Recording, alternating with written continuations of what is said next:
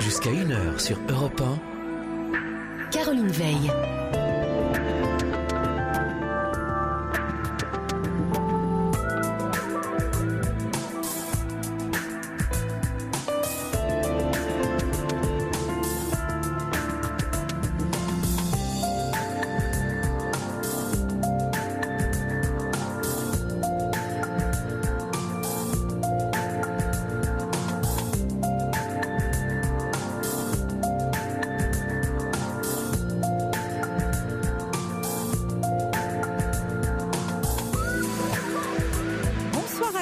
Et à toutes, bienvenue sur Europe 1 et notre libre antenne comme chaque soir.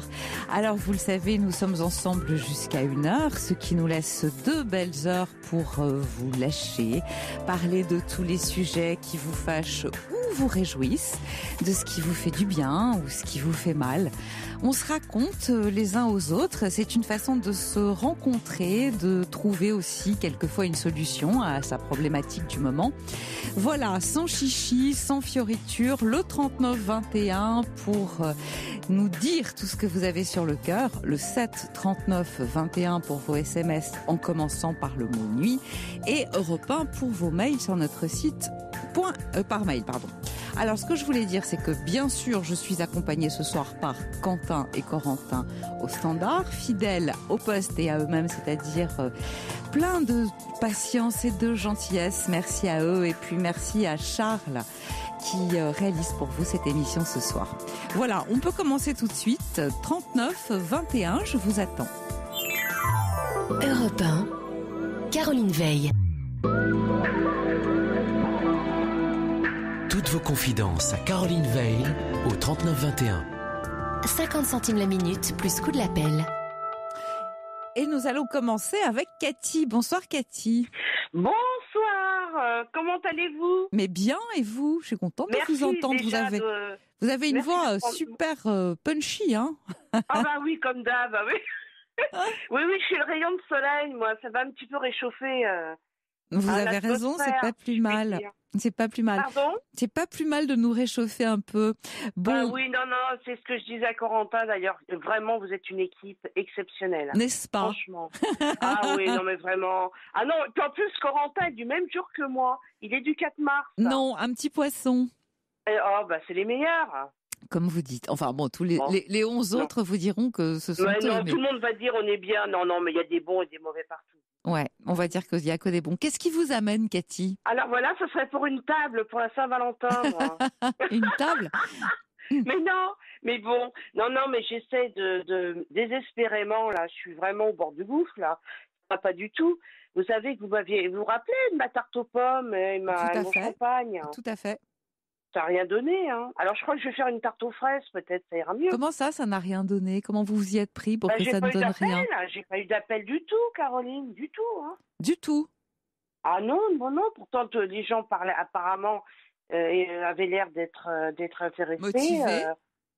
Par ma joie de vivre, mais bon. Alors il s'est rien passé depuis? Non, non, justement, là, je fais une alerte, là. C'est pas Malibu, non, mais attendez, bon, je peux pas vous croire. Vous étiez super sympathique. Vous parliez justement la tarte aux pommes. On voulait tous venir. Une grande bande qui s'annonçait. Mais non, mais j'en ferai même 2 s'il faut, même 3. Voilà, pas de une souci. grande bande qui s'annonçait chez vous. Et là, vous me dites que à la veille de la Saint-Valentin, vous êtes sans Valentin. Eh ben oui. Vous me croyez pas, mais c'est désespérant. Je garde la pêche parce que je l'ai. Mais alors, franchement, il y a de quoi, être désespéré. Mais non, mais écoutez, Caroline, j'ai tout essayé. J'ai fait les annonces là, les sur l'internet. Mais les gens sont inintéressants. Les hommes, c'est tu es coquine et tu coquines. Mais non, moi je fais la tarte aux pommes. Non, moi j'ai une cuisinière. Mais non, mais pour être coquine, non, mais écoutez, Caroline. Mais je vous entends, vous avez l'air un peu coquine. Ah non, moi je suis très romantique. Non, mais je sais, mais je plaisante quand je dis ça, quand je dis coquine, c'est-à-dire amusante, pepsée. Oui, non, mais moi, en général, je vous assure que je ne veux pas me lancer de fleurs.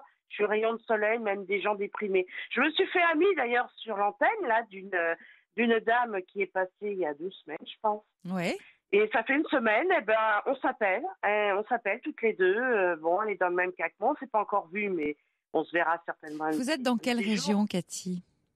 Je suis du Val-de-Marne, moi. Non, du Val-de-Marne, d'accord. Bon, c'est plutôt bien desservi, on ne devrait pas avoir trop de problèmes pour arriver jusqu'à vous. Vous n'habitez pas en plein milieu de la forêt dans les bois. Ouverte, hein, mais en toute convivialité. Moi, j'aime les gens, j'aime que tous les gens se sentent bien, qu'on rigole, qu'on fasse le monde, voilà, il faut arrêter Cathy, de se plaindre. pour les auditeurs qui n'ont pas eu la très grande chance de vous entendre la dernière fois, vous voulez bien rappeler un petit peu quel a été votre parcours? Qu'est-ce qui fait que vous soyez seule? Eh ben, écoutez, je vais vous dire, j'ai été en ménage, après... Combien de temps? Je dis pas. 9 ans. 9 ans, quand même, hein. Je dis pas, mais oui, mais quelqu'un qui avait 14 ans de moins que moi. Bon, parce que c'est vrai, j'ai tellement la pêche que les gens de mon âge, bon, je dis pas que j'ai un âge certain, mais, mais non, mais bon, ça va encore, je peux encore le dire, mais bon. Mais honnêtement, je m'ennuie avec les gens quasiment de mon âge. Parce vous que les trouvez il y a ennuyeux? souvent, les gens sont à plat, quoi, vous voyez. Moi, ça dépend. Je vais vous dire, vous savez ce que disait le Dalai Lama, combien d'hommes sont morts à 30 ans qu'on a enterrés à 80? Oui, aussi, oui, c'est vrai. Non, oui, c'est vrai, il n'y a pas de généralité en rien, d'ailleurs. Mais bon, et depuis, mais j'ai pas de chance. Je pense que c'est le facteur aussi, parce qu'il faut, comme je dis, il y a un facteur chance aussi.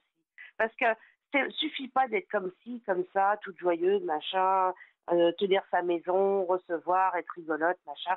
Mais il faut le déclic, hein. C'est la petite flamme en plus, parce que l'amitié qui passe au second degré, c'est-à-dire l'amour, c'est la flamme en plus qui détermine la jonction des deux. C'est vrai, c'est-à-dire qu'il faut ressentir, si vous voulez, l'amitié, on pourrait dire que c'est de l'amour sans le sexe. Donc, ce que vous appelez la flamme, c'est le désir. Moi, si j'aime, attention, je dis pas que je suis fermée, il faut pas quand même exagérer, mais il faut que ça passe par des étapes. Moi, je suis assez fleur bleue. Moi, j'aime rencontrer un homme galant, un homme, malgré ma pêche, malgré ma joie de vivre, je suis très romantique. J'aime les choses qui aillent par palier. Je veux pas un homme qui va me dire ses coquines d'emblée, quoi. Ouais. Ça veut dire quoi, ça? Non.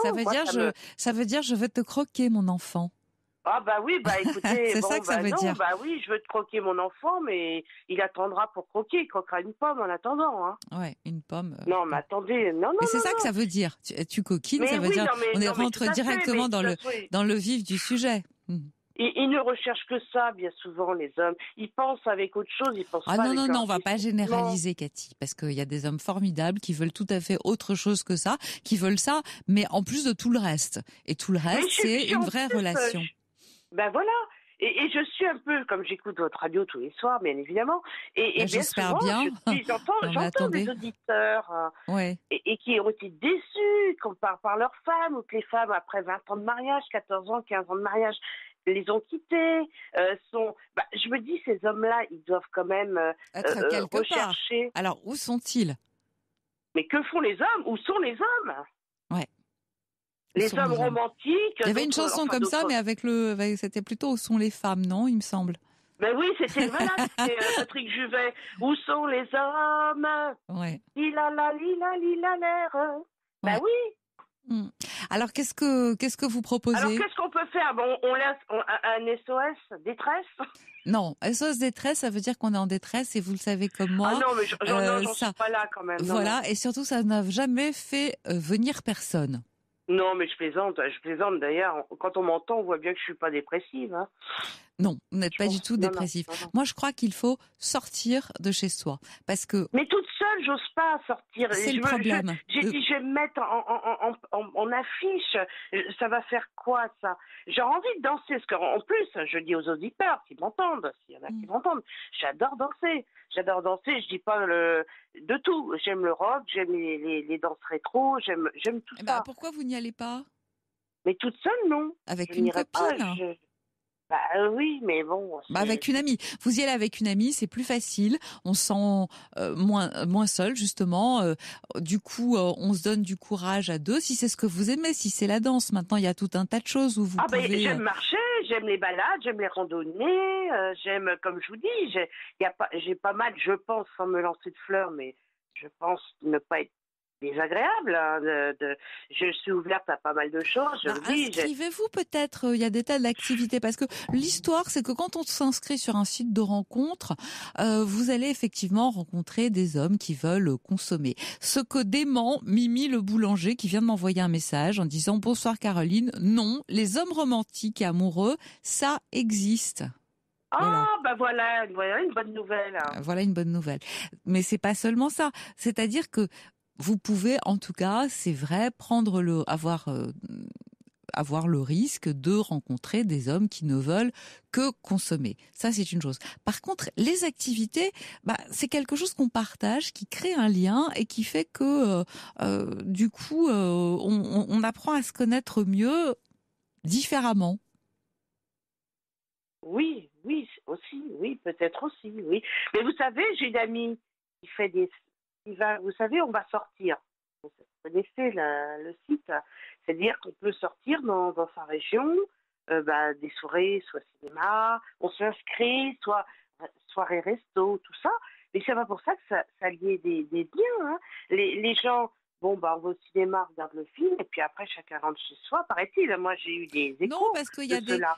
Pas du tout. Il y a aussi des verres qui sont organisés après ou avant, où justement on a l'occasion de parler un peu et de se rencontrer. Parce que c'est vrai que si c'est juste pour prendre un ticket, se retrouver plongé dans l'obscurité 5 minutes après, ça n'a pas tellement d'intérêt. Mais il arrive qu'on puisse, je sais pas moi, visiter un lieu, assister à une conférence. Il y a toujours un verre avant ou après. Ou même, il y a des jeux qui sont organisés, des jeux de société, on joue au loup, on joue à tout un tas de choses.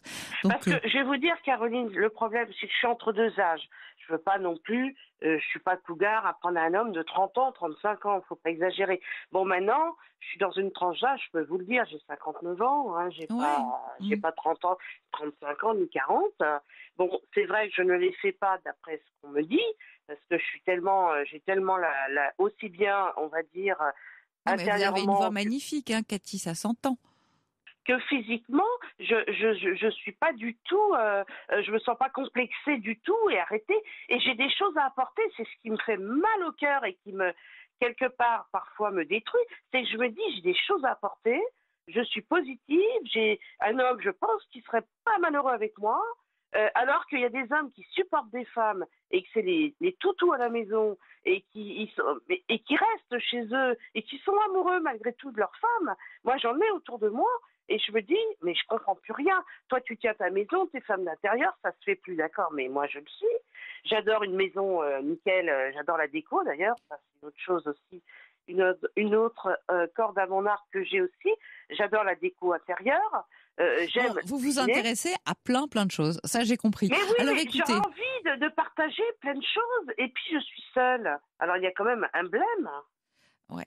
Alors, vous n'habitez tout de même pas le désert de Gobi.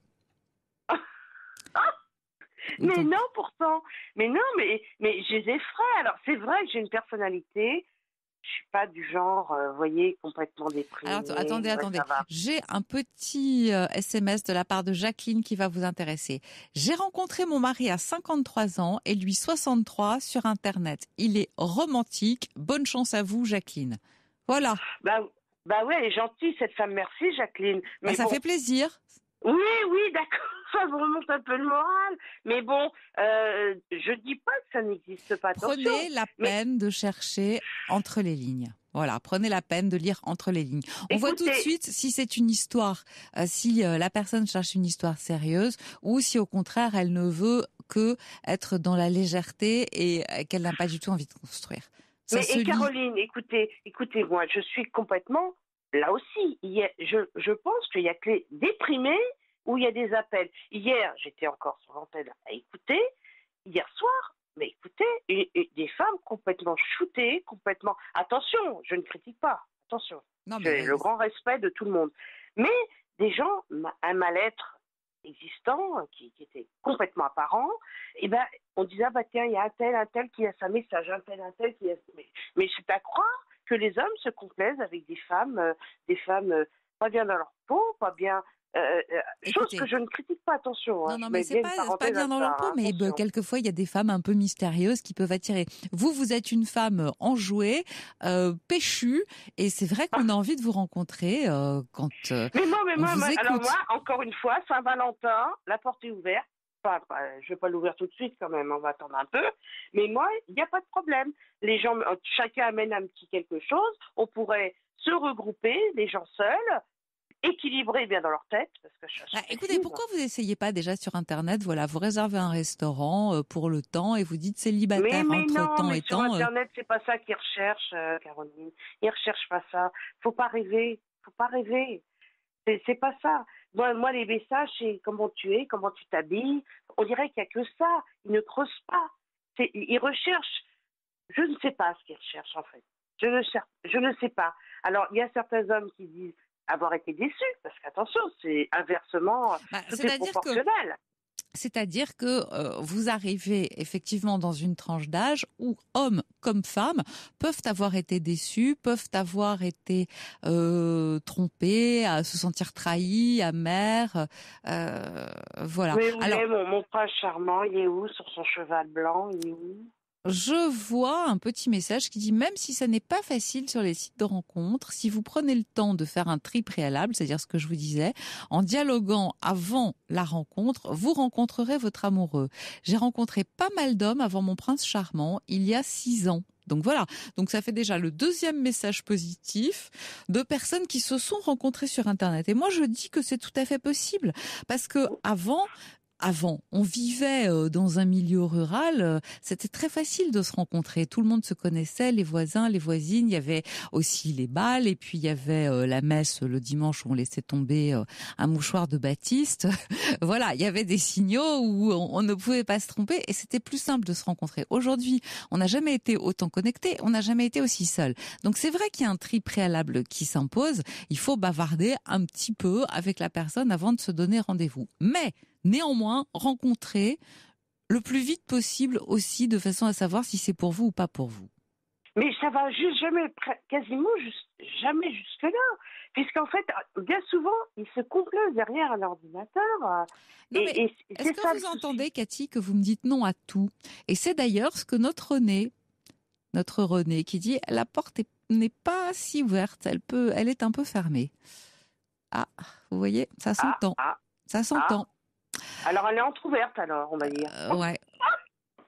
Et puis, regardez, que nous dit Didier, je suis célibataire et romantique, blagueur, et je ne suis pas de votre avis. Ah. Voilà, Dixit Didier. Ah non, mais attendez, tous les hommes ne sont pas à mettre dans le même panier. Ah ben, j'espère bien. Ah non, je fais pas. Attends, messieurs, si vous m'entendez, je vous dis bien, je ne fais pas une généralité de tous les hommes. Il y en a une bonne partie, c'est clair. Mais dans les femmes, attention, il y a des hommes qui ont été déçus aussi. On peut mettre vice-versa aussi, de l'autre côté. Ouais. Écoutez. Et oui, non. En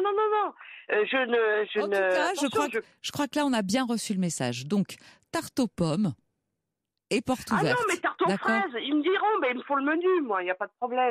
Ils me disent ce qu'ils aiment. Mais non, mais attendez. Mais moi, bon, en tout cas, ce qu'il vous faut, c'est un convive pour la Saint-Valentin. Voilà, avec une fleur à la boutonnière. Voilà, qu'un Valentin qui peut se poursuivre. Et plus si affinité. Plus tard, dans un suivi, c'est idéal. Exactement. Bon, Cathy, j'ai bien reçu le message. Je fais passer, je transmets. Bon, d'accord. Mais il n'y a pas de message, il n'y a personne. Là, vous allez voir, ça va arriver au cours des heures qui vont. Mais non, attendez, non. Qu'est-ce que me dit Corentin? Il a que 4 numéros déjà à vous transmettre hors antenne, donc on se dépêche de raccrocher pour qu'il puisse vous les donner. Ah oui, d'accord, ok. D'accord. Et puis s'il y en a d'autres, Caroline, vous me faites signe. Bah exactement, on pense à vous. Allez, Cathy. D'accord. Allez, je vous souhaite une bonne soirée à tous. On vous tient les pouces. Au revoir. Au revoir. Pour parler à Caroline Veil, appelez le 39 21, 50 centimes la minute, plus coût de l'appel.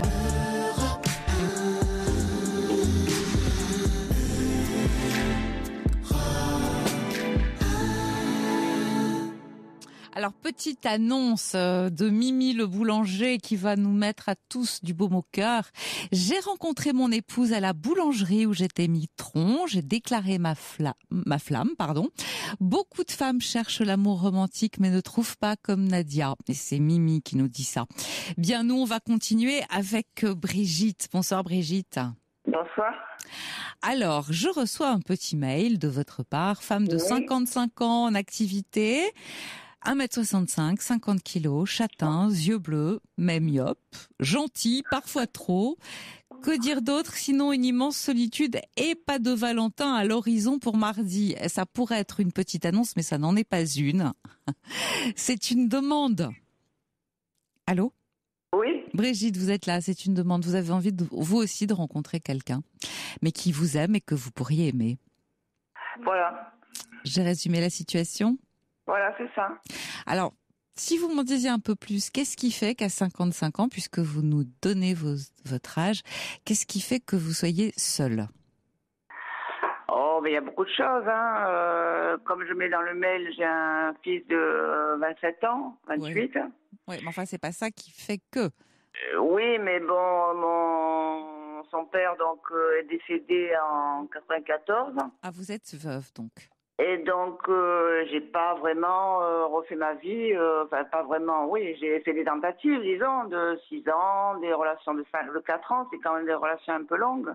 Ouais. Bah, ça fait un petit moment que vous êtes veuve. Ça fait près de 25 ans. Non, je n'étais pas mariée. Ouais. Je suis pas veuve, mais bon, c'est vrai que j'ai pas refait ma vie depuis. Ouais. Des relations de 4 ans, c'est pas rien non plus. Ça veut dire que vous êtes. Oui, c'est des relations. Je suis fidèle en amour de toute façon, donc c'est des relations quand même qui durent, je dirais 6 ans. Justement, quelqu'un que j'ai rencontré sur un site internet il y a une dizaine d'années. Ouais. Mais là, je m'y réinscris plus parce que ça ne me correspond pas. Qu'est-ce qui vous a déçu là-dessus, sur ces sites ? C'est intéressant d'en parler, justement. Mais ici, moi, j'ai pas été inscrite longtemps. J'étais inscrite dans 6 mois sur un grand site connu. J'étais très populaire sur ce site. Mais en 6 mois, j'ai dû rencontrer peut-être 4 personnes seulement. J'ai fait le tri. Ouais. Et bon, il y a dont une qui s'était mis dans la rubrique je voudrais être votre amie, et ça a été une relation de 6 ans et que je vois toujours. Et alors pourquoi ça s'est arrêté ? Parce que j'ai ce problème que j'arrive pas trop à résoudre, parce que il se répète justement, c'est que quand je suis avec une personne, je suis tendance à être trop disponible et trop en demande. Et finalement, pendant toute la durée de la relation, j'ai l'impression d'être transparente, quoi. Ou alors on préfère un fantasme sur l'ex qu'on avait, ou là c'était un fantasme sur son ex, qui était plus grande que moi, plus jeune que moi. C'est des je trouve ça incroyable, ces hommes qui vous parlent de leur ex quand ils sont avec vous.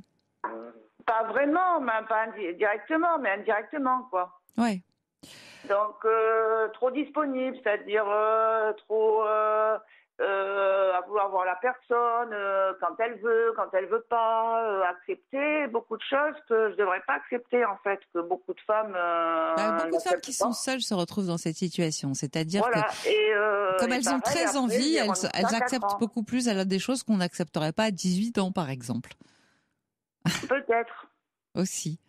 Mais je sais pas, ou c'est le fait d'être trop gentil, je sais pas. Donc finalement, pendant la relation, en fait, les 2 relations qui précédentes, ça a été ça, quoi. Donc d'être transparente, d'être uniquement à la disposition de l'autre, de ses envies, de ses venues, de ses décisions et tout. Et et puis il faut attendre que finalement, quand la plupart du temps c'est moi qui mets un terme à la relation. Par exemple, au bout de 6 ans, j'ai mis un terme à la relation, et la personne a changé du tout au tout envers moi. Ah bah oui, c'est que. Il s'est mis à me regarder, et puis il s'est aperçu qu'il avait des sentiments pour moi, mais c'est compliqué. C'était trop tard ? Je sais pas, c'est trop tard ou pas trop tard, mais puisque je vois toujours cette personne. Mais bon, ça me fait reculer, quoi. Ça me donne pas envie de recommencer 2 fois la même chose. Ça n'a jamais marché. Bah, vous connaissez même cause, mêmes effets. Hein. Voilà. Et après, j'ai remis ça pendant 4 ans avec quelqu'un, mais c'est un peu la même chose qui se produit, quoi. Un peu la même chose, c'est-à-dire que lui aussi, vous parlez de son ex ? Non, Ou vous étiez, vous, trop disponible et trop là ? Complètement disponible. Quelqu'un qui vit pas à Bordeaux, qui est parti de Bordeaux. Quand il était à Bordeaux, on se voyait souvent. Et puis maintenant qu'il habite vers le bassin, on se voit une fois tous les mois. Et pourquoi il est parti ? Alors qu'il avait la très grande chance de vous... Alors qu'il avait la très grande chance de vous avoir dans sa vie, qu'est-ce qu'il fait qu'il s'en va ? Non, parce qu'il est parti vivre ailleurs.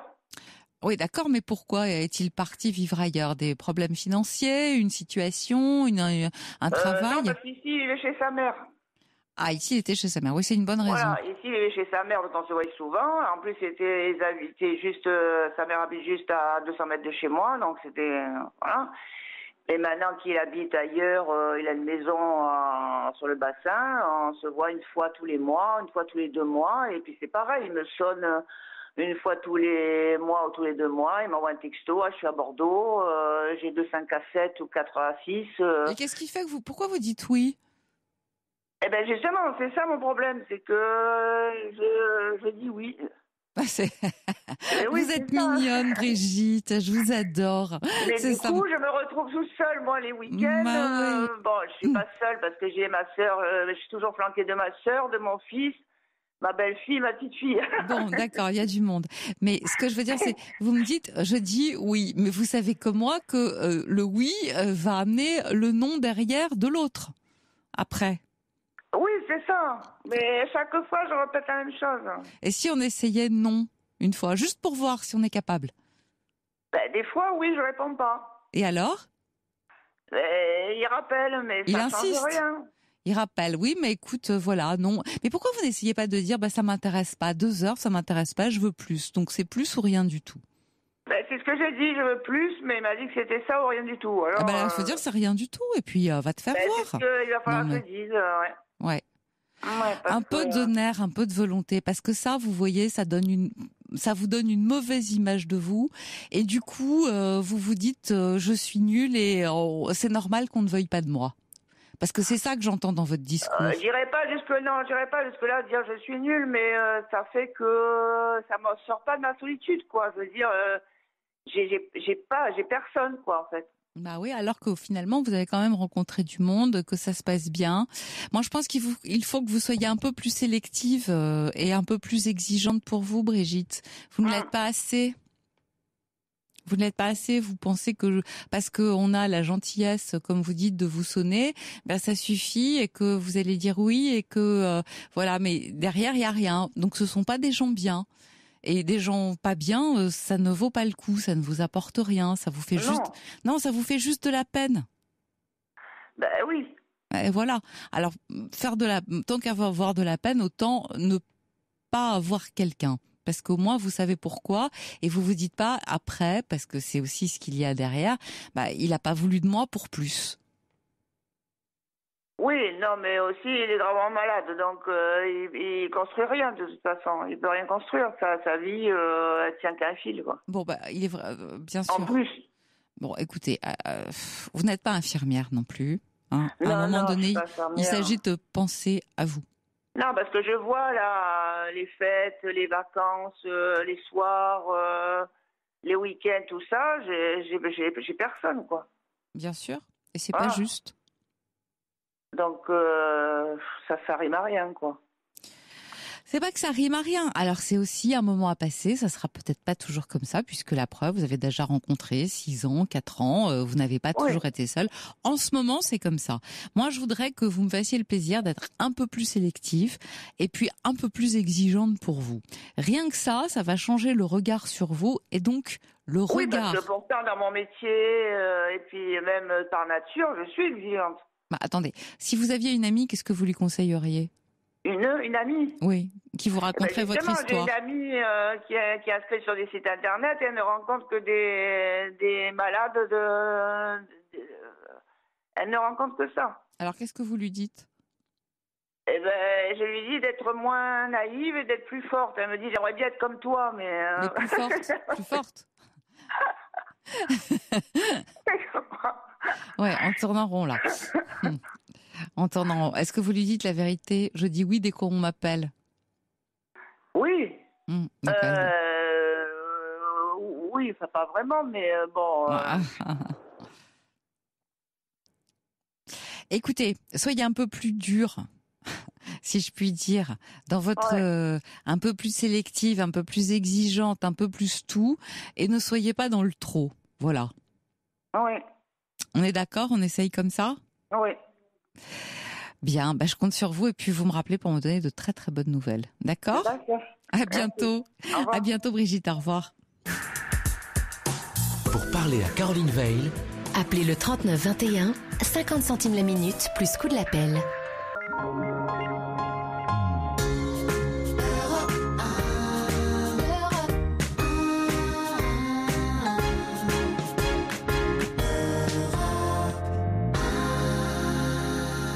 Fabien avec nous maintenant. Bonsoir Fabien. Oui, bonsoir madame. Caroline. Oui, Caroline, pardon. Je viens de prendre 10 ans d'un coup là. Je suis un peu ému. Mais c'est normal, c'est normal. Je sais ce que ça fait, je comprends. Bien. Qu'est-ce qui vous arrive?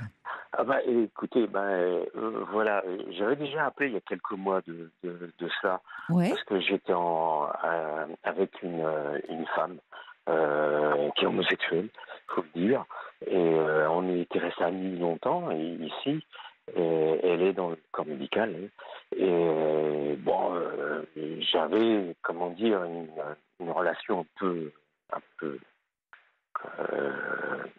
chaude, si je veux dire, avec elle, et elle ne voulait pas. Vous comprenez, hein? Bien sûr. Et puis, elle se fâchait, etc., etc., et quand je l'embrassais, tout ça, elle ne voulait plus et tout.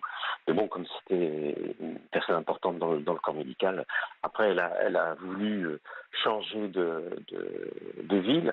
Elle est descendue à Lyon, Oui. depuis quelques mois, déjà, oui.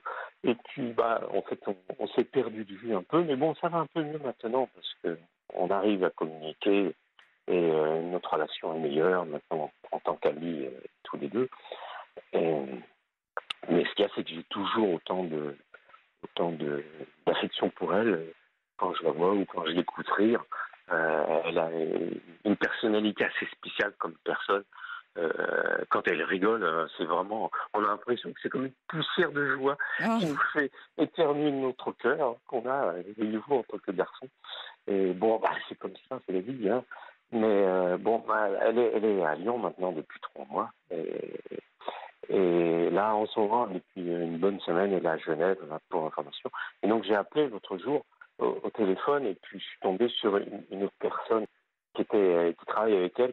Elle est, comment on dit, psychologue. Oui. Amélie, elle s'appelle la psychologue.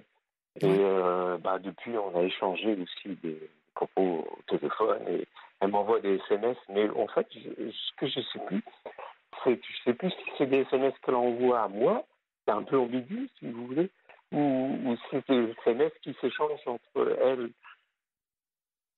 et Amélie. Alors, en fait, je suis un peu perdu, quoi. Attendez. Oui. Vous savez pas à qui elle s'adresse, c'est-à-dire que vous ne savez pas si les SMS vous sont adressés à vous voilà, ou à la femme avec laquelle vous étiez. Oui, c'est ça.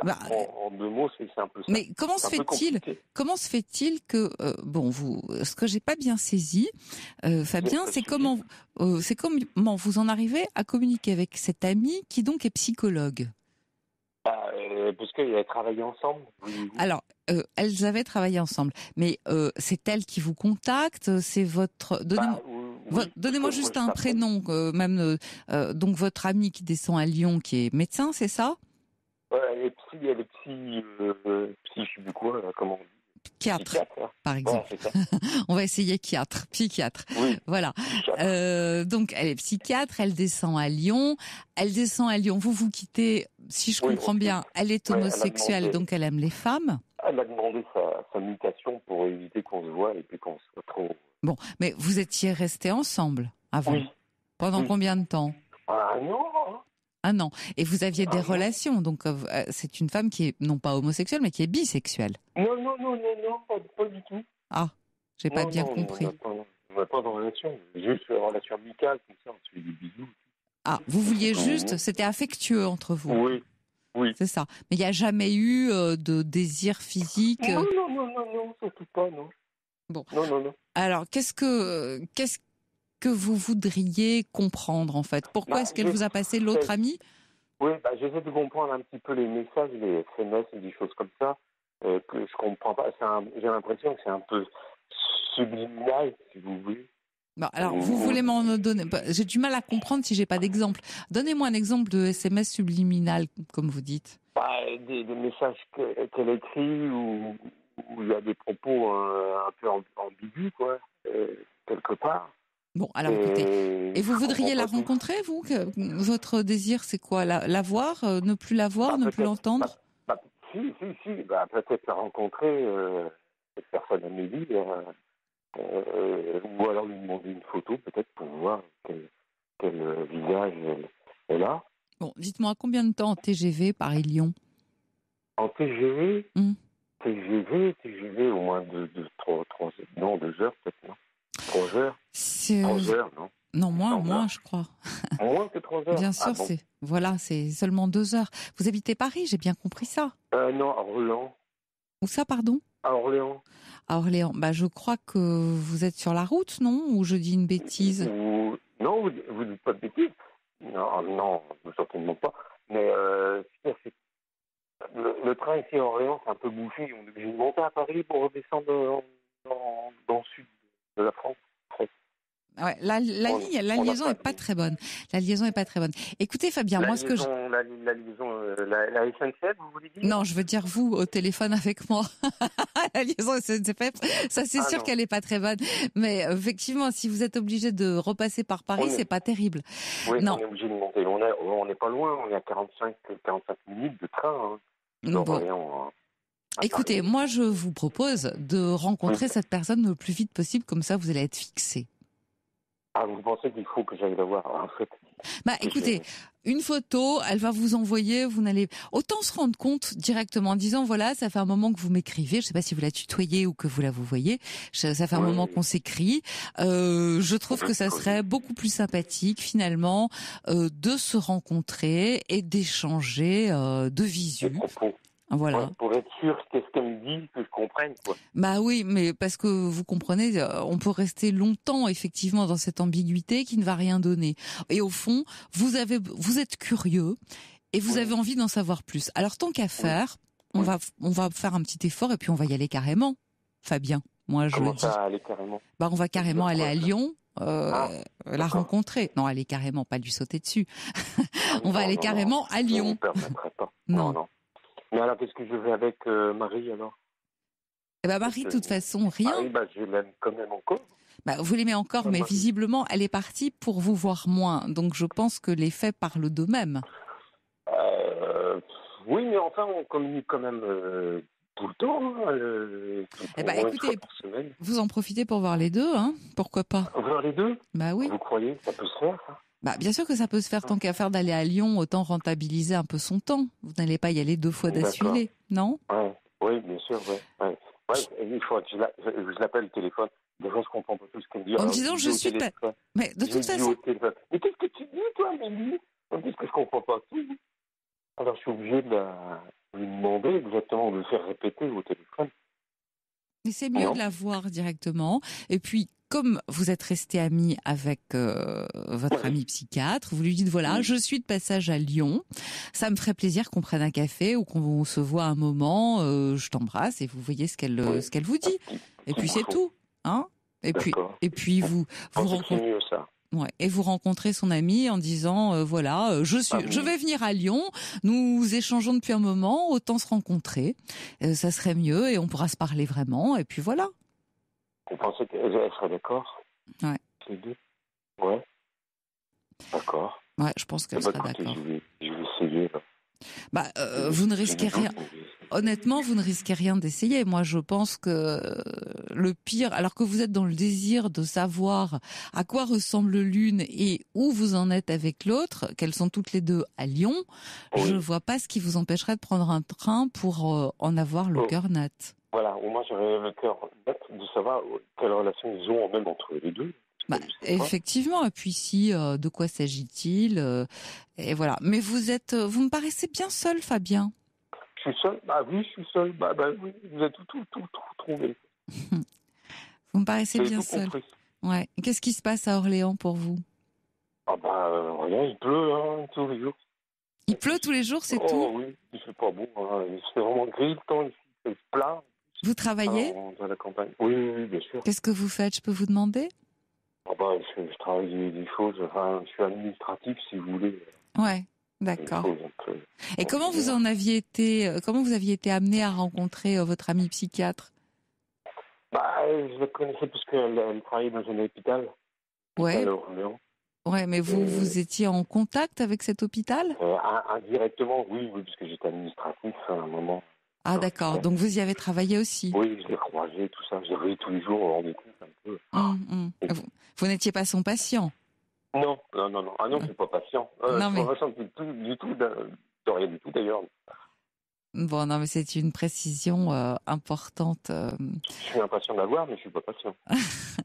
Non, mais c'était juste une petite précision. Bon, écoutez, moi j'ai envie de vous dire, rien n'est perdu. Peut-être que cette dame est partie pour vivre d'autres aventures, mais après tout, elle a aussi la gentillesse et la courtoisie finalement de. Non, mais c'est peut-être une manière de vous mettre en relation avec quelqu'un d'autre en disant voilà, c'est pas possible avec moi, mais j'ai une amie avec qui peut-être. On peut tout envisager, on peut tout imaginer, pourquoi pas? J'y avais pas pensé. D'accord. Ça peut quand même venir à l'esprit dans la mesure où son ami vous envoie des messages un peu ambigus, qui prêtent à confusion et que comme vous ne la connaissez pas, elle attend que vous fassiez le premier pas ou quelque chose de cet ordre et qu'elle n'ose pas vous demander de venir directement. Je pense que vous ne risquez rien de faire un petit tour là-bas et puis comme ça vous saurez exactement à quoi vous en tenir et de quoi il est question et qu'est-ce que vous pouvez attendre de cette relation. Et si c'est pas intéressant, eh bien, faites-moi plaisir. Ce serait bien de couper court à tout. D'accord, Fabien? D'accord. Ok, on va essayer. Bonne chance à vous et n'hésitez pas à nous rappeler pour nous dire comment ça s'est passé. À très bientôt, j'espère. Merci beaucoup. Au revoir. Merci bien à vous. Au revoir.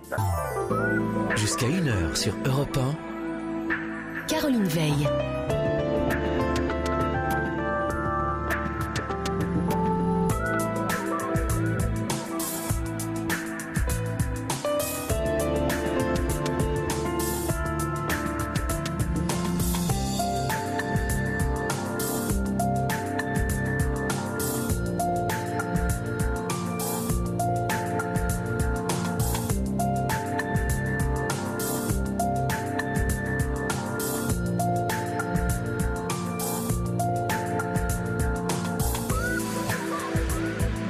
Dernière heure de Libre Antenne, le 39-21 toujours. Je vous attends pour me raconter ce qui fait votre vie, les soucis, les joies qui sont les vôtres, les bobos ou les petits bonheurs du quotidien. Qu'est-ce qui vous fait lever le matin? À quoi rêvez-vous la nuit? Quel sens donnez-vous à ce qui vous arrive? Voilà, autant de questions qu'on peut se poser ensemble. L'idée, c'est de se raconter, de partager un moment. 39-21, je vous attends. 7 39 21, vos SMS en commençant par le mot nuit. Et puis vos mails sur notre site europe1.fr. Jusqu'à 1h sur Europe 1. Caroline Veil. Philippe, bonsoir. Bonsoir Caroline et bonsoir à tous vos auditeurs. Alors je crois que vous vouliez nous parler d'un événement avec une couleur un peu dramatique en fait qui est arrivé pour vous dernièrement. Enfin Tout à pour fait. vous. Je vous laisse nous expliquer. Eh bien j'ai perdu une amie, Julie, 36 ans, qui a mis fin à ses jours le week-end dernier. Oh là là. Et vous ne le saviez, enfin, vous n'avez rien vu venir, bien sûr, parce que... Absolument rien. Bon, je savais qu'elle était dans une situation difficile, à savoir qu'elle vivait seule, elle ressentait cette solitude.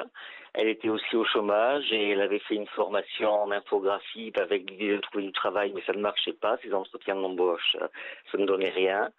Je sais qu'elle en était déçue. Mais elle avait une certaine joie de vivre, c'était quelqu'un qui savait être positif et vraiment je ne m'attendais pas à ça du tout. Comment vous aviez connu Julie ? Alors Julie, c'est une amie d'enfance, on a une histoire qui est assez compliquée en fait, sa famille et la mienne. Si vous voulez, pour résumer, parce que c'est compliqué, j'ai grandi dans les années 70 dans la région toulousaine. Oui, ça s'entend un peu, oui. À l'époque, ma mère, elle travaillait à Carrefour et elle était amie avec deux collègues, Robert et Gisèle, qui étaient mariés. Et Robert et Gisèle ont eu 2 filles, Christelle et Julie. D'accord. Donc, on a grandi ensemble à l'époque. On se voyait tous les week-ends. Moi, j'étais plus âgée que Julie, j'ai 47 ans, alors qu'elle n'avait que 36. Ouais. Mais on a grandi ensemble. Et après, nos familles se sont séparées à cause d'un adultère de Robert, en fait. Nos familles se sont séparées et elles ne se sont réconciliées qu'au décès de Gisèle, la mère de Julie, qui est décédée à 42 ans d'une maladie pulmonaire. Oh là! Oui, c'est lourd comme histoire. Et donc là, on s'est réconciliés. Moi, j'ai renoué avec Julie. Enfin, les enfants, vous ne vous étiez pas fâchés? Eh bien si, quand même, parce que géographiquement, Gisèle et Robert, en plus, étaient partis, parce que Robert avait eu une promotion. Et donc, du coup, on était quand même à distance. C'est pas une raison de fâcherie, ça? Non, c'est pas une raison, mais en fait, on était très famille, de chacun de notre côté. Et c'est vrai que la rupture de nos parents a entraîné notre séparation aussi. Oui, des fois, on se laisse entraîner. Ouais. Et après, donc, on a renoué. Bon, avec Julie, j'avais un bon feeling. Je l'avais accueillie à Paris du temps où j'habitais Paris. Maintenant, je suis retourné à Toulouse. Oui. J'avais écrit avec elle un livre sur l'enfance de ma mère. On avait collaboré ensemble. Ah. Et j'avais de bons souvenirs avec elle, de très bons souvenirs. Et sa disparition si brutale résonne en moi parce que je suis moi-même en dépression. J'ai fait une tentative de suicide en 2015. Aïe, aïe, aïe. 2015, c'est-à-dire il y a pas si longtemps, il y a 2 ans même pas. Voilà, c'est ça, tout à fait. Ouais. Et tout d'un coup, ta disparition, je la comprends pas. Je culpabilise aussi parce que elle est à Bordeaux et je voulais la voir à Bordeaux. J'avais dit que j'irais, j'y ai pas été. Ah non, mais c'est pas de votre faute. Déjà, commencez tout de suite par vous enlever ça de la tête. Et vous savez, il faut être dans un état particulier pour passer à l'acte, comme on dit. Et vous n'auriez rien pu faire juste en pensant que si vous y étiez allé, peut-être ça aurait changé quelque chose. C'est pas ça l'idée, hein. Quand on passe à l'acte, c'est qu'on est déjà de l'autre côté du miroir et ce que les uns ou les autres peuvent vous dire n'ont que très peu d'influence sur vous. Ah oui. Non, ce qu'il faut, c'est être suivi sur le plan médical, psychiatrique et être accompagné par un vrai thérapeute. Et là, on peut vous aider. Alors après, il y a toujours le fortuit, vous arrivez au bon moment où il y a, et c'est peut-être votre cas, des tentatives de suicide qui sont pas des vraies tentatives de suicide. On a juste envie que ça s'arrête et d'appeler les autres au secours pour se sentir moins seul. C'est peut-être ce qui s'est passé pour vous. C'est juste.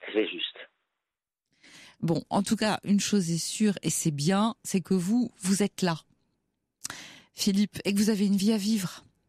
Vous en êtes conscient? Conscient, oui, mais face au quotidien, ça m'a remis en question mes projets. Je devais partir en Thaïlande, j'ai annulé mon voyage. Ah, carrément. Oui, je me sens vraiment affecté. C'est la perte de cet ami, ce contraste entre cette décision si violente et la joie de vivre dont elle était capable, quand même, c'est ça que je n'arrive pas à comprendre, ce paradoxe. Ouais. Vous l'avez peut-être pas vue récemment. Quand est-ce que vous aviez communiqué avec elle pour la dernière fois? Alors, je l'avais au téléphone toutes les semaines. Oui, et la dernière fois, qu'est-ce que vous vous êtes dit? La dernière fois, c'était par rapport à ses recherches professionnelles. Mais elle restait toujours quand même positive. Elle faisait beaucoup de candidatures spontanées. Enfin, elle se laissait pas abattre en même temps. Donc, pour moi, je n'avais pas perçu qu'elle était dans un échec réel par rapport à sa recherche d'emploi. C'est pas forcément une sensation d'échec, c'est une sensation de vide. Vous voyez, quand elle était seule, elle n'avait pas connu d'amoureux, elle n'avait pas d'amoureux. Alors, d'après ma mère, parce que ma mère était très proche de Julie, elle rencontrait des mecs, mais c'était que pour des histoires d'un soir, en fait. Ça marchait pas. Mm-hmm. Elle rencontrait sur Mythique, mais elle, à 37 ans, elle se disait qu'elle n'avait pas d'enfant, que quelque part, elle n'avait pas de vie de couple. D'après ma mère, elle avait un sentiment d'échec par rapport à sa situation intime, quoi. Bien sûr. Des amis en dehors de vous? Des amis, oui, mais elle se fâchait quand même. Elle avait un tempérament assez vif. Et les amis qu'elle avait, ça se comptait sur les doigts d'une main. Ah bon? À ce point-là? Oui. Moi-même, j'avais des fois du mal avec son tempérament. Elle était capable de s'emporter. Bon, il faut dire qu'elle avait aussi des problèmes psychiatriques. Elle souffre d'épilepsie. Et elle a un traitement, elle souffrait d'épilepsie, elle avait un traitement médical assez lourd par rapport à ça.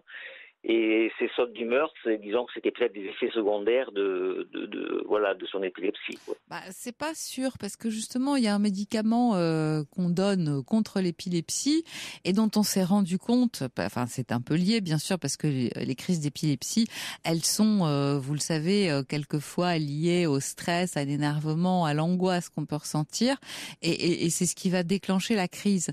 Donc on s'est rendu compte qu'il y avait un médicament qui permettait de contrer l'épilepsie, mais qui était aussi, qui permettait aussi de réguler l'humeur. Ah, la Bidufeuille, non, c'est pas ça? Non, c'est un autre que je préfère ne pas citer. D'accord. Et généralement, les traitements épileptiques, au contraire, ont tendance à apaiser.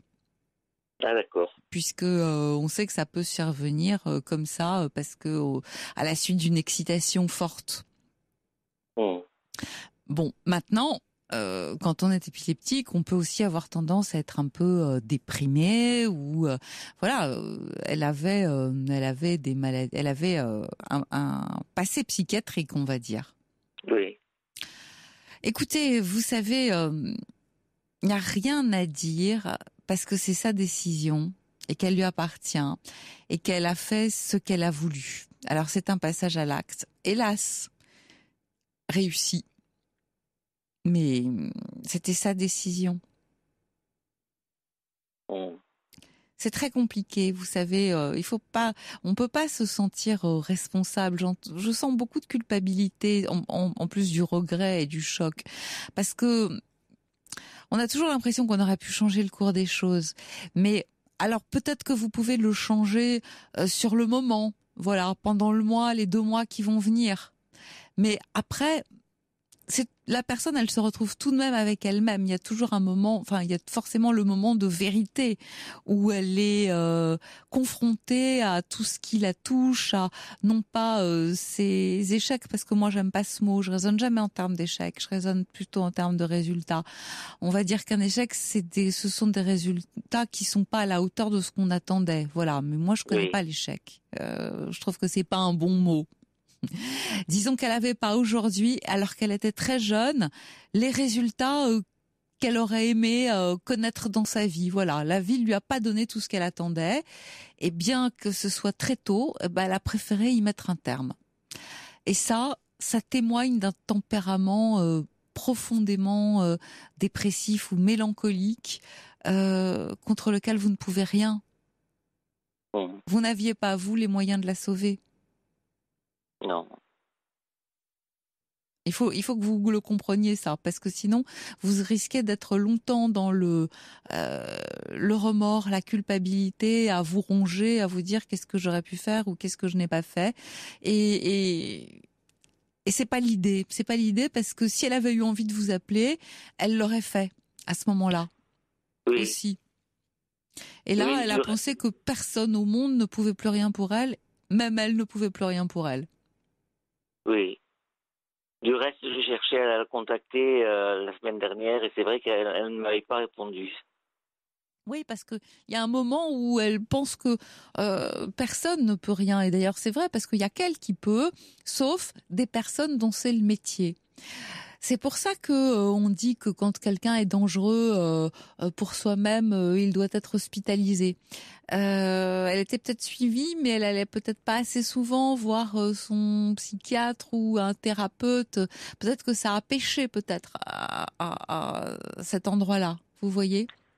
Oui, elle avait fait une analyse assez longue et d'après le psychologue qui la suivait, elle avait mis à plat ses relations familiales compliquées, la perte de sa mère très jeune, ses conflits avec sa sœur.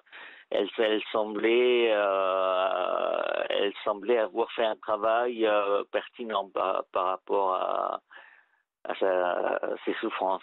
Ouais, vous savez, Philippe, il y a des personnes qui sont extrêmement fragiles, intelligentes, hein, mais extrêmement fragiles, et qui n'ont pas d'aptitude au bonheur, qui n'arrivent pas à vivre. Et ce sont ces personnes-là qui mettent un terme à leur vie. C'est une impossibilité à vivre. Et quoi que vous fassiez, vous ne pouvez rien empêcher, parce que c'est intrinsèque, c'est interne. Mmh. Vous n'y pouvez rien. Vous n'y pouvez rien. On ne peut pas tout, et vous n'y pouviez rien. J'espère que vous allez remonter vite, vous sortir de ça, parce qu'effectivement, vous êtes très affecté. Il y a du monde autour de vous qui peut vous aider. Vous êtes, à quoi ressemble votre vie ? Eh bien, à Toulouse, j'ai des amis d'enfance. J'ai longtemps vécu en région parisienne et je suis revenu à Toulouse en 2015 avec des difficultés dans mon travail, ce qui m'a amené à cette tentative de suicide. Mais bon, maintenant, ces difficultés dans mon travail sont résolues. J'ai un bon relationnel au travail, j'ai quelques amis d'enfance que je vois. Donc, je ne suis pas seul pour affronter cette épreuve. Bon, c'est déjà ça. Alors, malgré tout, vous aviez projeté de partir en Thaïlande. Ce serait bien que vous reprogrammiez votre départ, que vous vous donniez une date, parce que date égale objectif. Vous voyez, ça serait bien. Oui. Vous pourriez vous dire, voilà, aujourd'hui, j'ai pas envie de quitter là où j'ai mes attaches parce que j'ai besoin de me sentir un peu soutenue et que c'est pas la bonne idée à ce moment-là de partir dans un pays aussi lointain où vous ne pouvez pas téléphoner, où vous êtes en terre inconnue et vous êtes complètement dépaysé, vous n'avez pas ni vos habitudes ni vos repères. Là, quand on n'est pas très bien, c'est pas le moment d'y aller. Mais par exemple, vous pouvez le remettre dans 1 mois et demi. Parce que vous aurez déjà passé et le simple fait aussi de savoir que vous allez partir, ça va vous aider à remonter. D'accord. Hein, parce qu'il n'est pas question non plus de laisser la dépression s'installer chez vous.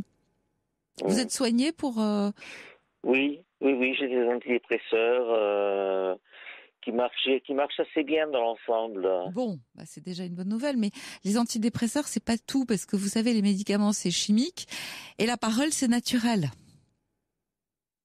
Est-ce que vous voyez un thérapeute ?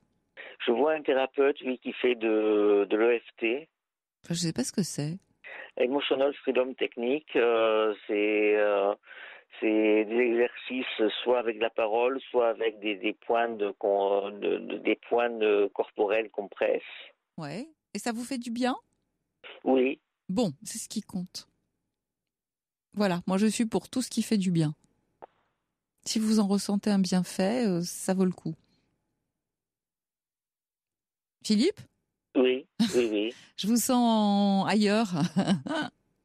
Oui, non, mais je prends conscience de ce que vous me dites, hein, de la nécessité de me fixer un objectif, de ne pas ressasser. Ouais, parce que si vous le programmez dans 1 mois et demi, vous allez penser à votre départ dans 1 mois et demi, et ça va vous permettre de tenir, vous voyez, et d'essayer, et même d'être prêt pour cette date-là. Vous deviez partir seul ou avec des amis ? Non, je devais partir seul pour rejoindre un ami sur place. Bon, d'accord. Il y sera toujours ? Il sera toujours, oui. Bon, bah ça c'est bien. Comme ça, vous partez et vous rejoignez quelqu'un, donc vous n'êtes pas seul. Ça, c'est une bonne chose. C'est une bonne chose, honnêtement. C'est ce qui peut vous arriver de mieux. Ne partez pas là tout de suite parce que vous allez vous sentir mal dans un pays étranger, loin de chez vous, alors que vous n'êtes pas très bien. Mais remettez votre départ à plus tard, mais prenez date. Parce que ça, c'est important. Dans votre tête, implicitement, vous allez vous dire je serai prêt à ce moment-là. Entendu. D'accord ? Bon. D'accord. Écoutez, n'hésitez pas à nous rappeler, en tout cas, le cas échéant. D'accord ? Merci beaucoup, Caroline. À très bientôt, Philippe. Au revoir. Je vous souhaite bon courage. À très bientôt. Merci beaucoup.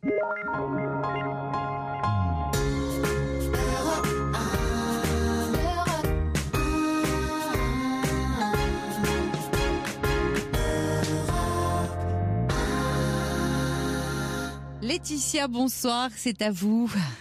Oui, bonsoir Caroline. Bien, comment allez-vous ? Moyen. Moyen, bon. Alors j'ai envie que vous nous racontiez, vous, ce qui vous arrive et ce que vous vivez. En fait, je suis avec un homme depuis 6 ans. Ça va faire 6 ans au mois de mars. Donc ça a débuté par une relation très fusionnelle, passionnelle. Donc pendant les 6 ans, il y a eu des hauts, beaucoup de bas. Et en fait, ensuite, je suis partie 1 an en formation. De quoi ? En formation de quoi ? Je suis partie en formation dans le médical, en fait. Bon, d'accord. Voilà. Et donc pendant 1 an de formation,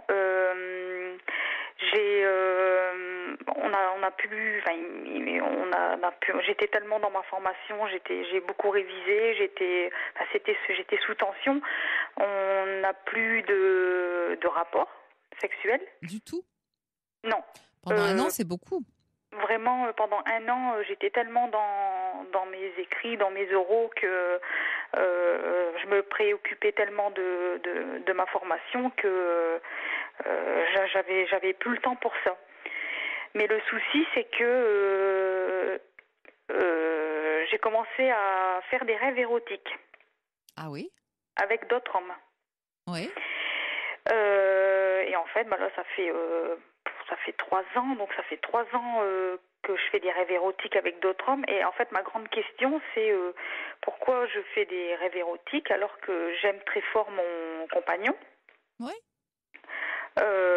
Donc voilà, parce que je me pose cette question, si c'est normal de faire ces rêves qui me rendent tant soit peu vraiment mal.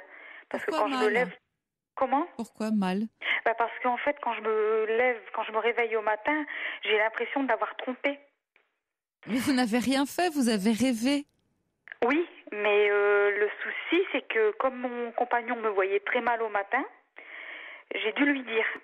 Ah. Oui, donc ça, il me le reproche. Il me le reproche beaucoup. Il me dit, mais pourquoi tu m'as raconté tes rêves ? Je vais pas rentrer dans les détails non plus, mais pourquoi tu me racontais tes rêves ? Ça m'a fait vraiment mal. Et en fait, à cause de cela, il ne m'a plus touchée. Bon, alors déjà, ça fait suite à l'année où vous n'avez rien fait parce que vous étiez prise dans vos examens.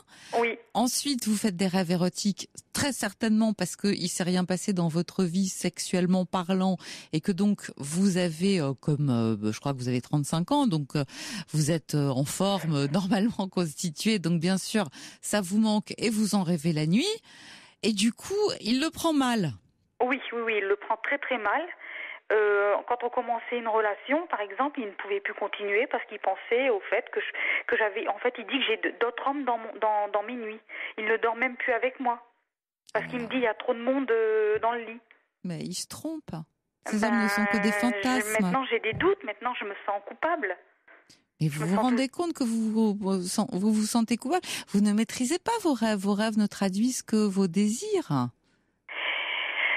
Déguisés, ce sont des désirs déguisés, c'est-à-dire que peut-être voyez-vous votre compagnon avec plusieurs visages. C'est pour ça que vous rêvez de plusieurs autres hommes. Vous voyez ce que je veux dire, des hommes différents. Oui. Les rêves traduisent nos désirs, ce sont nos désirs déguisés et nos peurs aussi. Et nos peurs. Oui, le gros souci aussi, c'est que je rêve beaucoup d'un collègue de travail. Il revient tout le temps dans mes rêves érotiques. Et oui, et donc bon, après ça s'est mal passé avec mon compagnon, donc on s'est séparés pendant 2 mois. Et pendant ces 2 mois-là, j'ai été attirée vers ce compagnon justement, enfin vers le collègue. Vers le collègue. J'étais attirée vers le collègue.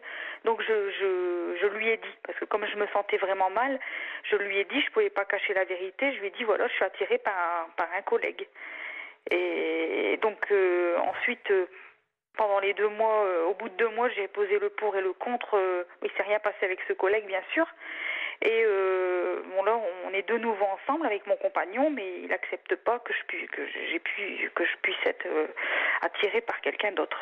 Ah bah c'est sûr que ça fait pas plaisir, mais en même temps, il s'est rien passé. Et c'était quand même l'épreuve du feu. Vous faites un break pendant 2 mois, vous êtes attiré par un autre homme, il ne se passe rien. Non. Qu'est-ce qu'on en déduit? Ça veut dire que c'est avec votre compagnon que vous avez envie d'être. Oui, tout à fait, mais lui, il le prend pas comme ça.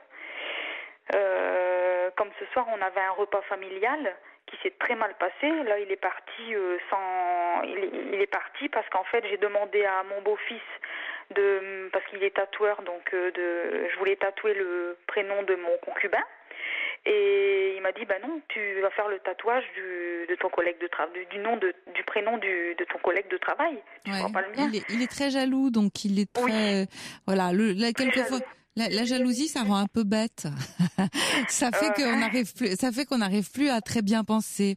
Dites-moi, vous avez envisagé, par exemple, de faire tous les deux une thérapie de couple, parce qu'un bon thérapeute de couple en 3 séances, il vous règle ça, pour tous les deux. Oui, justement, on a cherché, là, on a rendez-vous au mois d'avril. Bon, alors si elle est bien, je peux vous dire que ça va très bien se passer et qu'il va très bien comprendre de quoi il s'agit. Vous rêvez, il n'y a pas de passage à l'acte, il n'y a pas de mauvaise pensée. Vous comprenez ce que je veux dire?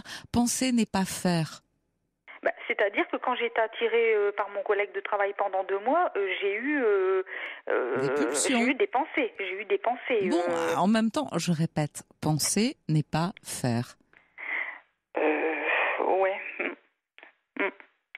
Non, bien sûr, j'ai pas fait. On a tous il n'y a pas de passage à l'acte. On a tous des pulsions dans la journée, envie d'une tablette de chocolat, envie, je sais pas moi, de tuer son voisin qui vous agace. Non, mais j'exagère quand je dis ça. Vous comprenez ce que je veux dire. Mais pour autant, on peut bien y penser. Mais c'est pas parce qu'on y pense qu'on va le faire. Il y a toute une, on n'a pas à se culpabiliser de ce qu'on pense. Je culpabilise beaucoup du fait que... Et les rêves, ça sert à ça. Les rêves, ça sert à évacuer. Mais pendant la journée, on vit vraiment. Vous comprenez la différence? Les rêves, ça sert à évacuer, ça traduit des désirs, et puis ça traduit surtout des désirs. Et les rêves déguisent nos désirs. Je le répète, peut-être que vous imaginez, vous voyez votre compagnon sous plusieurs jours différents. Donc dans vos rêves, il prend plusieurs formes. Vous rêvez de ce collègue de travail parce qu'il vous attire, et mon Dieu, pourquoi pas. Mais pendant la journée, si j'ai bien compris, vous vous tenez, vous ne sautez sur personne. Vous restez ce que vous êtes, c'est-à-dire pour l'instant la femme de cet homme-là. Donc, oui, tout à fait. Je l'aime très fort. Justement, je veux sauver notre couple. Mais vous avez raison. C'est lui qui comprend pas. C'est pour ça que c'est plutôt lui qui doit aller voir un thérapeute avec vous, bien sûr, parce que vous comprenez bien que s'il est autant dans le doute, il est dans le doute de lui. Ah oui, tout à fait. Oui. Voilà. Alors Joseph dit, les rêves servent à ça et nourrissent les fantasmes. Quelquefois, je rêve de manger un bon plat que je n'ai pas goûté depuis longtemps. Dites-lui que lui aussi fait des rêves érotiques, mais il ne s'en souvient pas. Autre chose, nous dit René, vous rêvez vos désirs, ne culpabilisez pas, écoutez-les. Moi, ce que j'entends surtout, Laetitia, c'est que vous rêvez d'avoir des relations sexuelles. Ça, c'est clair. Et pour l'instant, il y a une personne avec laquelle vous pouvez les avoir. FISA, c'est votre compagnon. Donc, à mon avis, le premier médicament, la première ordonnance qu'on pourrait vous donner à tous les deux, c'est de recommencer, d'avoir une activité, des relations tous les deux où vous vous amusez comme des fous, et puis vous allez voir que vos rêves, ce sera plus tout à fait les mêmes. Vous en ferez d'autres. C'est ce qui se reproduit là en ce moment. On a des relations tout à fait comme au début, c'était très très passionnel, mais le lendemain, à chaque fois, il me ressort la même chose. Vous lui dites, regarde avec qui j'étais hier soir et ce qu'on a fait ensemble. Oui, mais il s'en fout complètement. Gros bêta. Non, mais il est complètement dans... Il n'arrive vraiment pas à le digérer, vraiment pas. Bon, alors petite question quand même, Laetitia. Qu'est-ce qui vous a poussé à lui dire « je rêve d'autres hommes que toi » ? Justement, c'est ça qu'il me dit. Il me demande tout le temps pourquoi tu me l'as dit. Il fallait le garder pour toi. Mais ce qui m'a poussée, c'est que en fait, j'étais vraiment mal quand je me réveillais au matin. J'avais l'impression de l'avoir trompé. Et comme pour moi, je peux pas tromper.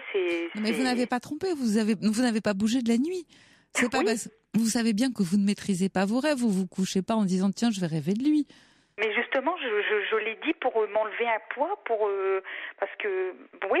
enlever un poids assez lourd, parce que c'est assez lourd quand même de faire des rêves érotiques comme ça la nuit, qui sont plutôt plaisants, et que ce soit pas avec. Alors vous vous en voulez d'avoir eu finalement du plaisir en dehors de lui, puisque ces rêves étaient plaisants. Mais je fais encore, de toute façon, je lui ai dit, je fais encore des rêves érotiques, je lui ai dit, et je culpabilise d'avoir du plaisir la nuit.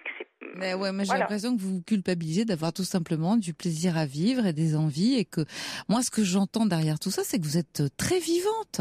Et il a de la chance d'avoir une femme comme vous qui rêve, qui a des désirs, qui a des rêves, qui a des pulsions, et qui est extrêmement vivante et pleine de vitalité à ses côtés. Je me demandais justement si c'était normal, si beaucoup de femmes comme ça faisaient des rêves érotiques, parce que j'en parle pas autour de moi. Il y a plein de femmes qui font des rêves érotiques et qui aiment profondément leur compagnon, et c'est pas parce qu'on rêve qu'on trompe. Il n'y a pas de passage à l'acte. Voilà. On peut penser et rêver tout ce qu'on veut, on ne fait de mal à personne. Et est-ce qu'on peut aimer... Et c'est assez courant, et c'est assez normal. Et est-ce qu'on peut aimer très fort quelqu'un et être attiré par quelqu'un d'autre en même temps ? Ça arrive. Ça arrive, mais c'est quand même assez compliqué parce que... Non, mais ça arrive, et il n'y a pas de quoi culpabiliser. On peut commencer éventuellement à culpabiliser, si telle est votre morale, quand on passe à l'acte. Ouais, non, je suis pas dans le... Voilà. Mais se sentir attiré, ça vous tombe dessus. Il faut être assez humble, ça vous tombe dessus. Bien sûr. Et je vais vous dire, c'est même encore plus gratifiant pour votre compagnon de savoir, imaginez que, c'est pas comme si vous trouviez tous les autres hommes totalement inintéressants. Vous avez des yeux pour voir, des oreilles pour entendre. Bien sûr que d'autres hommes peuvent vous émouvoir. Enfin, vous pouvez y être sensible. Mais malgré tout, c'est lui que vous continuez de choisir. Oui, bien sûr, mais le souci, c'est que pour lui, je lui appartiens. Je suis... Ah non, vous lui appartenez pas, parce que personne n'appartient à personne. Il me le dit tous les jours, il me dit tu es à moi, tu es à moi, tu es à personne d'autre. Même si on va au magasin, j'ai le malheur de regarder un garçon, il me fait un... il est jaloux, il est très jaloux et possessif. Oui, mais on n'a pas... Finalement, vous savez, ce dont on ne se rend pas compte, c'est qu'on ne maîtrise jamais l'autre, et puis les gens ne sont pas des choses. Vous ne lui appartenez pas, vous n'êtes pas à lui. Voilà, et de la même manière qu'il n'est pas à vous. Ouais. René nous dit, vos rêves parlent de vous. N'en parlez pas à votre mari. Elle a raison, René. Il y a certaines choses qu'il vaut mieux garder pour soi. Même si on est très mal, c'est important de s'arranger soi avec soi-même. Il aurait mieux valu que vous alliez en parler toute seule avec un thérapeute. Bon, maintenant vous avez pris rendez-vous, tous les deux, elle va vous arranger ça très bien. Je l'espère, parce que bon... Ouais, non mais elle va vous arranger ça très bien, ne vous faites pas de soucis. Ça cause quand même des soucis dans notre couple, parce que par rapport à nos relations sexuelles... Écoutez, déjà vous en avez, et c'est ce qu'il faut lui dire. C'est toi que je choisis, c'est avec toi que je dors. Je n'arrête pas de lui dire tous les jours, je le rassure. Dites-lui, ta jalousie est mal placée. Voilà, tu peux me faire suivre, c'est avec toi que je suis, et il n'y a personne d'autre. Alors oui, de temps en temps, il peut m'arriver de rêver ou de penser éventuellement à quelqu'un d'autre. Mais malgré tout, c'est avec toi que je suis. Parce que c'est avec toi que je préfère. Et tu devrais être flattée de ça. Enfin, il pense pas du tout comme ça. Ouais, c'est pas parce que vous aimez quelqu'un que vous devenez aveugle et sourde, hein. Non, c'est pas voilà. c'est pas ce que je souhaite. Écoutez, si vous regardez un film avec un bel acteur, le bel acteur, il peut vous faire rêver aussi. Pour autant, oui. voilà, c'est pareil. Justement, cet après-midi, j'ai regardé 50 nuances plus sombres. Voilà, voilà. Voilà. C'est Mais tout. c'est pareil, si je lui dis, il va me faire une crise. On ne dit pas tout à tout le monde tout le temps. Oui, mais il essaye de tout savoir, donc c'est pas parce qu'il veut ça. Mais attendez, c'est pas. Il essaye de tout savoir. C'est pas parce qu'il veut qu'il va tout avoir. On n'a pas tout dans la vie. On n'a pas tout, et on ne dit pas tout non plus. Hein. Un peu de réserve. Devenez grande, Laetitia. C'est-à-dire il faut grandir un peu. On dit pas tout à sa maman ou à son papa. C'est ce que mon psychiatre me dit. Ah voilà. Parce que je suis suivie depuis 1 an, je suis suivie par un psychiatre parce que je suis cyclotimique. Et il me dit à chaque fois, mais vous n'êtes plus une petite fille. Oui, on ne dit pas tout à papa et maman. Et votre mari, c'est pas papa ou maman. Il va pas vous aimer de façon inconditionnelle comme vos parents. Donc il y a des choses qu'on garde pour soi. C'est vrai. C'est vrai. Voilà. Bon, écoutez, donnez-nous des nouvelles après les séances de thérapie de couple, d'accord ? D'accord. Bon, merci alors. À très bientôt, Laetitia. Au revoir. Bonne soirée, au revoir. Pour parler à Caroline Veil, appelez le 39 21, 50 centimes la minute, plus coût de l'appel.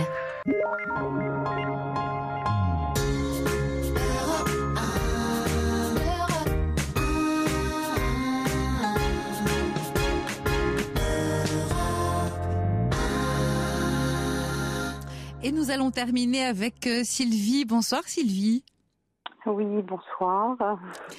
Alors vous nous appelez pour une question qui est totalement différente. Vous avez été très désappointée par une nouvelle que vous avez apprise aujourd'hui. Oui. Enfin, peut-être pas aujourd'hui. Et voilà, je vous laisse expliquer à nos auditeurs ce qui vous est arrivé. Oui, c'est aujourd'hui. Du jour au lendemain, on a mis fin à une collaboration de travail sans crier gare, sans que rien ne puisse laisser penser que ça se produirait. Alors, quels étaient vos projets ? C'était un gros choc. Donc, c'est une activité qui m'amène à aller à l'étranger, donc avec un départ pour 2 mois, en se projetant. Et puis ce sont des activités qui nous amènent sur des années futures, puisqu'on se projette jusqu'à même 2018-2022. Voilà, donc c'est vraiment... oui, c'est vraiment... Ça remet tout en question. Voilà, on trace quand même comme ça des chemins avec beaucoup de déplacements, des villes différentes, des investissements sur des territoires. Je peux vous demander exactement de quoi il s'agit pour Alors, je travaille, je travaille dans le spectacle en fait, en production. Oui. Donc avec des artistes, avec des Alors, quel était votre rôle vraiment là-dedans ? Alors moi je suis chargée de développement, productrice. Ça consiste en quoi ? C'est-à-dire que vous vous levez le matin, qu'est-ce que vous faites ? Productrice. Alors je vais chercher de l'argent principalement pour réaliser des projets. Donc je vends des projets à travers le monde, c'est un beau projets métier, de spectacle. C'est un beau métier, c'est un métier très difficile parce que c'est très lié à l'humain, c'est très lié à l'artiste même et on est en prise directe avec les humeurs changeantes, les choses. C'est très. J'aime beaucoup ce métier. Hein, c'est pas là. Vous le faites depuis combien de temps ? Depuis très longtemps. J'ai 54 ans. Je fais ça je suis dans ce secteur depuis au moins 30 ans. Ouais. Donc, c'est quelque chose que je connais très, très bien. Voilà. Mais bon, il s'avère que je suis un peu à un carrefour peut-être de vie où les choses ne sont pas du tout faciles. Et paradoxalement, à ce travail qui est très riche, intéressant, il y a une grande, grande solitude et on est en prise directe avec voilà, des désillusions, des déceptions de relations humaines, parce qu'on est obligé d'être très proches et en même temps. Comment vous l'avez appris en fait? Qui vous l'a dit? Complètement dans un mail, avec des prétextes vraiment donc financiers. Dans Des prétextes financiers. Est-ce que ça vous semble plausible? Non. Enfin, oui et non. Enfin, c'est l'approche qu'on en a fait, mais on pouvait avoir un compromis et voilà, discuter, échanger pour voir comment on pouvait s'y prendre. Oui, vous pouviez vous y prendre autrement. Donc, est-ce que par ce message, en fait, donc, puisque ce sont des raisons qui sont un peu fallacieuses, est-ce que vous avez le sentiment que c'est une remise en cause de vous-même et du travail que vous faites? Oui. C'est de ça dont il s'agit. On vous dit pas juste c'est pas possible parce qu'on n'a pas les moyens. Vous, ce que vous entendez, c'est on ne veut plus de moi. Non, alors, ça a été dit au départ d'une façon financière et pour finir par dire oui, finalement, ça ne convenait pas, alors qu'il n'y a pas du tout de... Je crois que c'est... Pour masquer, en fait, la non-légitimité vraiment financière, parce que c'est un peu...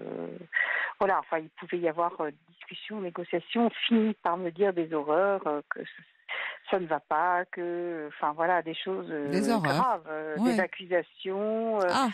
Et ça a dégénéré. Des accusations, oui, ça a dégénéré. Au début, c'était la fuite en avant, avec un refus de parler, d'échanger.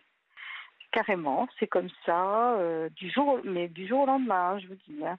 Alors, est-ce que c'est l'artiste qui vous l'a dit ou est-ce que c'est, je sais pas moi. Alors non, il y a une instance, un conseil d'administration, voilà. Et puis après, l'artiste a dit moi, je n'y suis pour rien. Enfin, il y a eu un jeu de cache-cache et il a fini par dire oui, par écrire parce que je ne voulais pas comprendre, je ne voulais pas entendre. C'était tellement énorme. Hein. Et donc finalement, il a fini par lâcher des horreurs, pour moi, des accusations fallacieuses et qui m'ont blessée fortement parce qu'on est dans une relation fusionnelle avec un artiste. Des choses, oui, alors il y a des côtés que je suis une grande professionnelle, je suis formidable et puis du jour au lendemain, je ne suis plus rien. Et voilà, et bon, voilà. Vous n'avez rien vu venir? Ce milieu est fait de plein de choses. Alors, il y a des hauts, des bas, enfin, on traverse forcément des choses pas, voilà. Alors, il y a peut-être des petites choses où je sentais une insatisfaction, mais rien de majeur. Et puis, c'est la vie de ce métier, enfin, que je connais bien. Alors, est-ce que c'est la première fois que ça vous arrive? Non, malheureusement non. C'est pour ça qu'aujourd'hui je dresse un bilan en disant qu'il faut que j'arrête. Voilà, que je ne suis pas faite pour appréhender ces humeurs, ces choses, et que c'est très ça vous blesse éprouvant. Trop. Ça me blesse trop. Ça me démolit carrément. Hein. Là, ça va un petit peu mieux, mais ça m'a anéanti, et ça devrait pas m'anéantir à ce point. Mais vous savez, on est fragile. Là, d'un seul coup, vous êtes senti remise en cause, donc ça veut dire rejeté d'une certaine manière, parce que vous avez compris que les raisons financières. Bon, et puis on est passé à des accusations directes qui vous ont blessé. C'est une blessure narcissique. On est en train de vous dire ce que vous faites, ce que tu fais n'est pas bien, et on ne veut plus être avec toi. Donc bien sûr que ça fait de la peine, bien sûr que c'est éprouvant. Moi, je trouve que vous vous en remettez drôlement bien. Si ça s'est passé seulement aujourd'hui, je vous entends parler ce soir, vous n'êtes pas en pleurs, vous n'êtes pas effondré. Oui, je l'ai été. Hein, je me ressaisis ce soir, mais c'est bien normal. Traversé. Enfin bon, je l'ai su hier soir, hein, plus précisément. Ouais, mais c'est une vraie déception. Non, mais c'est même la remise en question parce que ma vie est conditionnée à ce travail puisque je suis censée partir dans des pays étrangers. Donc mon travail me guide ma vie. Hein. C'est vraiment malheureusement la place que ça prend. Enfin, des fois c'est très très bien. J'ai beaucoup Voilà, fait beaucoup appris, beaucoup. Ouais. Voilà, non, alors des belles expériences, des belles histoires. Oui, des beaux moments. Voilà, bien sûr. Mais c'est aussi, je me retrouve seule face à moi-même, face à rien. C'est terrible. Enfin, face à rien. En tout cas, j'ai sacrifié ma vie un peu pour ce travail, donc je me retrouve sans rien d'autre. C'est difficile. Voilà, donc c'est terrible. Je me pose beaucoup de questions. Voilà, c'est vraiment très difficile. Voilà. Donc, je pense que c'est un moment effectivement très éprouvant. Alors, je vais vous poser une question. Est-ce que là, ce que vous faisiez avec ces personnes-là, est-ce que vous pouvez envisager de le faire autrement, avec d'autres interlocuteurs, ou c'était eux et personne d'autre ? Non, je peux le faire avec d'autres personnes. D'ailleurs, c'est ce que je vais faire, mais entre guillemets, je crois qu'inévitablement, on arrive toujours à des situations un peu de même ordre, parce que ça touche les mêmes... Même si c'est pas du tout, enfin là c'est d'une violence, c'est vraiment du jour au lendemain, mais ça ne dure pas. C'est des choses sur la durée, il ne faut pas escompter. Voilà. Vous l'avez déjà vécu, mais là on dirait que ça vous fait plus mal que d'habitude. Oui, parce que ça renvoie à une grande solitude, à une grande... c'est le moment peut-être. Un grand questionnement. Oui, c'est une fatigue, oui, parce que je suis pas... Voilà. C'est pas plus jeune et j'encaisse peut-être moins. Écoutez, il y a Joseph. Je suis plus désillusionnée, voilà. C'est ça, c'est la déçue. désillusion des relations humaines. Non, mais en général, je suis. Vous vous sentez trahi. Je me sens trahie et je ne comprends plus ce monde. Enfin, et les relations avec les gens, ça va au-delà même du pur. Je trouve ça inimaginable qu'on puisse comme ça. Être double, voilà, et c'est machiavélique, c'est tout ce qu'on veut derrière. Je ne comprends pas vraiment pas ces caractères. Je ne m'admets pas. Vous êtes un peu en état de choc. Alors Joseph envoie un message extrêmement gentil. Vous en avez peut-être assez, dit-il, de vous occuper du budget d'artiste. Ce n'est pas une chose facile. Peut-être l'occasion de prendre une voix plus douce, parce que effectivement, quand on s'occupe d'artistes, on s'occupe pas de soi, on s'occupe des autres. Et je pense que vous avez beaucoup donné pour les autres, et là, vous avez évoqué une solitude. Vous êtes jeune, peut-être vous dites que vous avez 54 ans, peut-être serait-il temps de vous occuper un peu de vous et de vous écouter davantage, de choisir une voix effectivement qui vous permette de vous sentir vous plus entouré. Voilà, c'est peut-être un premier axe de réflexion. Écoutez, on va devoir se quitter parce que vous entendez le petit indicatif. Notre émission s'achève. N'hésitez pas à nous rappeler le cas échéant. Et quant à moi, je vous retrouve tous demain. Et d'ici là, je vous souhaite une très belle nuit sur Europe 1.